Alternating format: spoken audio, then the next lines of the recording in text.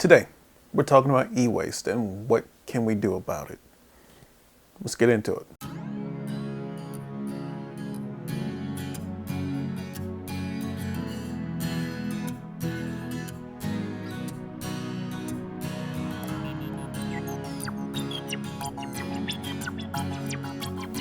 Hey guys, how's it going? My name is Adrian Reddix, and today we're talking about e-waste and how it affects the tech community. What brought this on is it's rumored that either this next iPhone or some future iPhone is going to be a phone that doesn't have any ports. And why is that important? If you remember back in 2012, they released the iPhone 5. And the iPhone 5 went from their old 30-pin analog port to what they're using currently, the Lightning connector. And it was a big deal back then going from a big port like that to a small port, because you lost things like docks for your iHome to listen to music and your chargers and whatever little accessories that had. But what you got from going from that old 30 pin to the Lightning connector is the old 30 pin was an analog connection. There was no digital signals like video. There was no other type of digital signals you could send through that analog connection. And that's why coming into the Lightning connector made so much more sense. If it is rumored that they're going to get rid of the Lightning port, which they're known for getting rid of things. The 3.5 millimeter jack is one of them.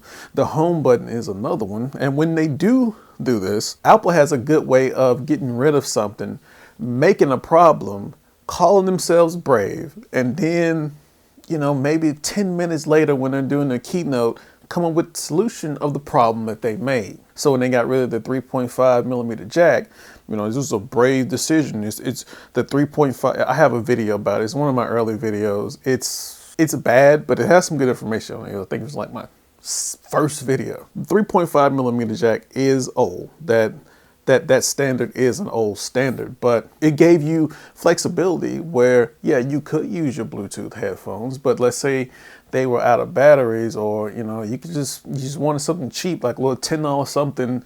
You're traveling the road, you forgot your headphones, now you can buy a little $10 thing and still listen to your music in private or have a private conversation without somebody else hearing it, right? So they called themselves brave and then sold you a solution that was $100 something solution like 15, 20 minutes later. And that's what I suspect they're going to do this time. They're going to take away the port and be like, oh, this was a brave choice that we did. Oh, so brave, so innovative, and sell you the solution. It's going to be, and just me thinking, just like they piecemeal some things together when they got rid of the 3.5 millimeter jack. They just took a Lightning connector to 3.5 millimeter jack and threw it in a box with it. I'm like, here you go. Happy birthday. So it's going to have to be something wireless that connects to this new portless phone and that has a Lightning connector to it. But why is that important? Unlike the analog 30 pin that they had, there's so much more that people do with their iPhones now. I don't remember people doing much with their iPhones other than making phone calls, listening to music, surfing the web when they had that 30-pin jack. I'm a licensed drone operator and I fly a DJI product, and on that product it's the Phantom 4 Pro. And on that product you can fly it without just the base and the drone. To get information like, where you're taking your pictures, GPS information, maps, you need a phone, and I use my little rinky-dink iPhone 6s. And the way it works is you plug it in. So that's one use case that uses a port. Another one is when you go to some of these food trucks and restaurants and small stores, sometimes their point of sales is that iPhone, either iPhone or iPad. And sometimes with some of these point of sales that they communicate through that Lightning connector. Another thing is for repair shops. If you have a cell phone repair shop that's worth its salt, they can test functionality of ports, charging information, things that would affect charging or signal transfer through that Lightning port. And those are only a couple examples of people using that Lightning port. So unlike the analog 30 pin, this Lightning connector by going away from that, you create a lot of waste, a lot of products that you can't use with a new phone. So that only leaves you with two things you could possibly do in this new reality. One is you have to buy, you don't have to, but eventually if you like the iPhone and the Apple product, you're going to upgrade to this portless phone. And the stuff that you rely on will not work anymore. You have to buy all new stuff. So the cost of the phone is going to be extensive. This is what all the new flagships are. It seems like they cost anywhere between $700 to $1,500, right? So that's a significant cost for a lot of people.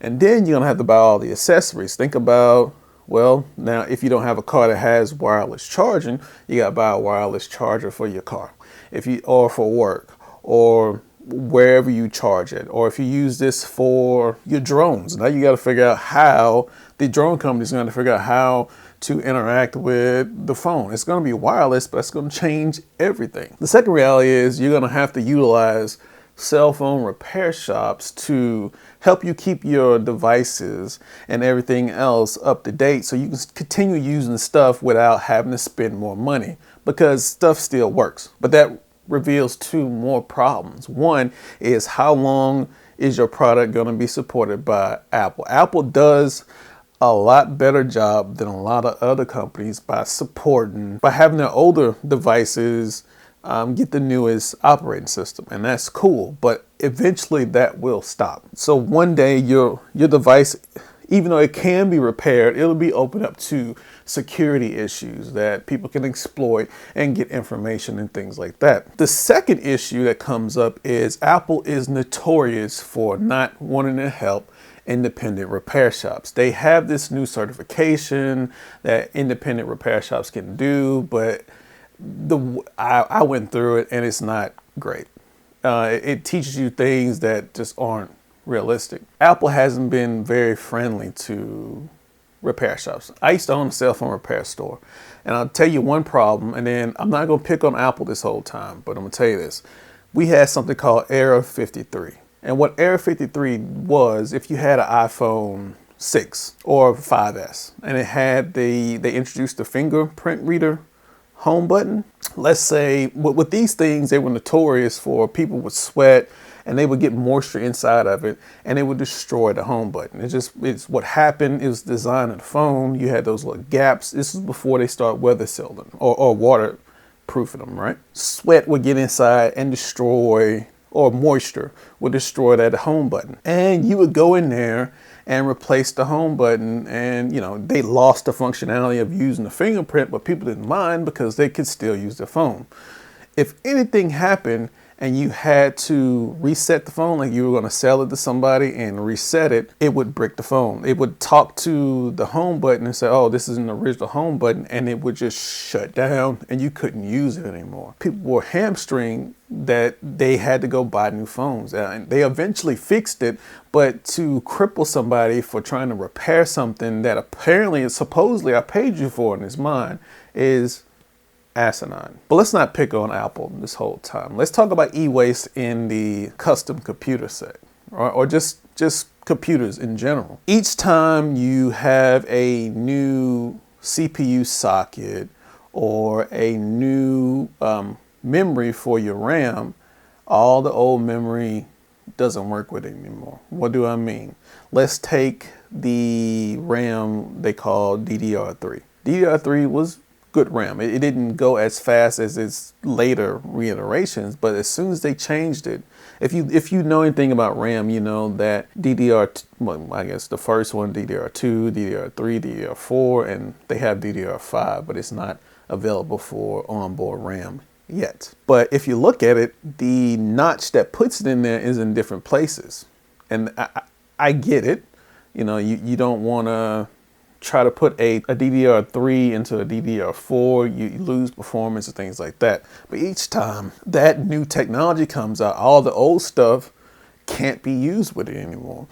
AMD has done a little better job than everybody else when it comes to that. Their AM4 socket has been on the market for going on 5 years. The new Ryzen chipsets. Usually when it comes to technology, they usually like to add more stuff to it and change the design, and now you have to get a whole new motherboard, and you have to do a whole bunch of new equipment. As far as e-waste, you know, what do you do with it? Do you take them to different recyclers? You know, once you get the newest, let's say when the Ryzen 6000 chip series come out and they change the socket to, I'm just guessing, AM5 or whatever they're going to call it, what do you do with the old stuff? It's two schools of thought. One is you recycle them. You take them to an e-recycler and they do what they do. They, you know, pull whatever they can off of it and just send the respective pieces to be reused, which I think that's a really good thing. The other thing is preservation, because you find now, if you're a retro gamer, you know that games play better and they look better and they feel better on original equipment. You have things like DOSBox that you can use to emulate equipment, but it's something about playing on original hardware. If you're a retro gamer, that it's just, there's nothing beats it. I did the where the money resides. Whatever. So you can preserve them and you can repair them and do what you can to try to get as much use out of it as you possibly can. But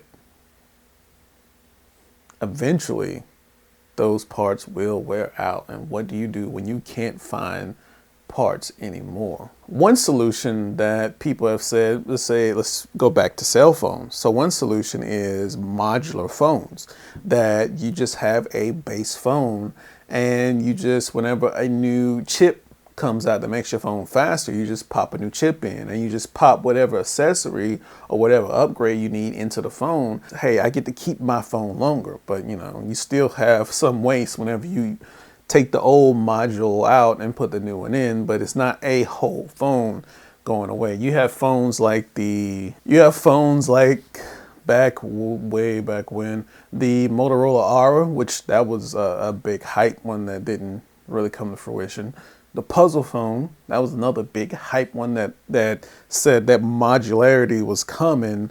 And the first one I really saw that was commercially successful was the Fairphone. The Fairphone, I think they came out with the Fairphone 2 also. These things can preserve the life of things. So one option is always modularity. You can just give people a base phone and they just upgrade as they need.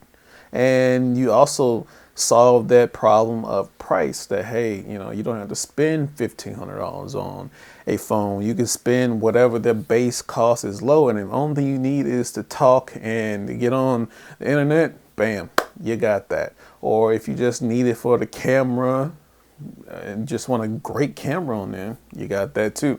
So it just customizes your needs. You know what you want and you can just do that, what you need and what you want. Another solution is to hold manufacturers accountable and make them make devices that have longevity. But that does two things. I mean, yes, you cut down on waste, but what you also do is sometimes you can stifle innovation that way, because a certain design can only have so much. Let's say PCIe 2 or PCIe 3 can only go, these are how fast things go on a motherboard, right? Or the lanes that and their speeds, their highways. They're highways on your motherboard. How fast something can go.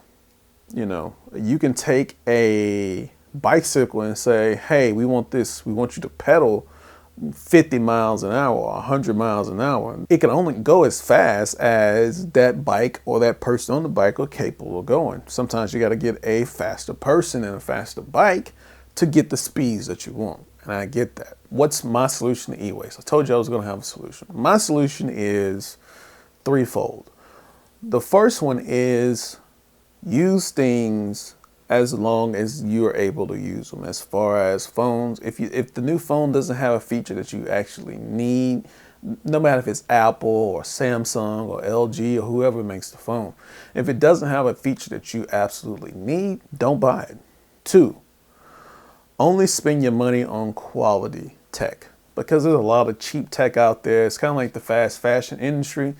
They sell it to you and it works for a month or two or a year or whatever the time span is, which isn't long enough, and it breaks or it stops working. So stop supporting people who don't build quality products. And 3, find a good repair person, somebody who actually knows how to repair electronics and not just like auto mechanics industry or parts changer. Somebody who you can look in there and they have a microscope and they actually get into a board and will go to the micro soldering level and look at it if it needs that. Find a good repair person, a good repair shop to keep your electronics alive and pumping. And I think just doing those little things, mind you, a lot of the e-waste does come from the industrial side, but as far as consumers, we can consume a little less, use what we have a little more, and repair what we have so we can have a longer use out of our devices. And that's it. Thank you guys for joining me.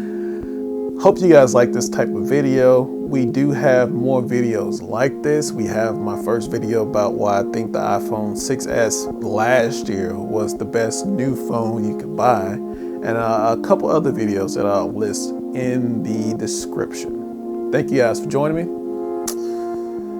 Have a good one.